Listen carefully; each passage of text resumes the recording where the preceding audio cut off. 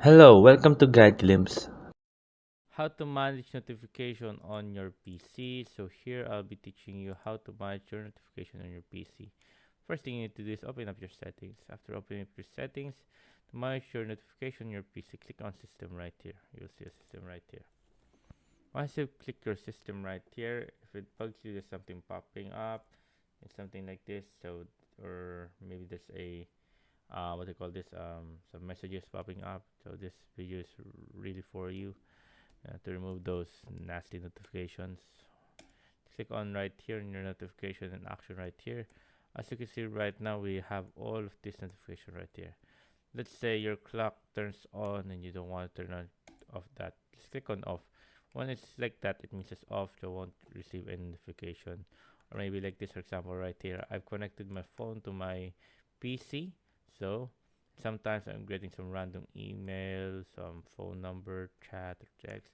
So usually, sometimes I just turn that off. There you go. So you see right there. There you go. GG Galaxy. Just turn that off. Or I can just go to Task Manager right here. Other way of doing this, Task Manager, and some of the apps are running from the backup.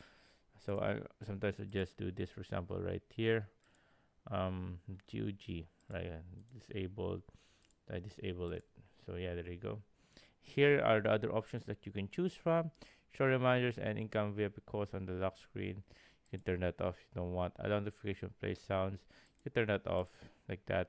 So it won't make any sounds. It will just pop up when you're doing a recording, or maybe you're sharing your screen or something like that.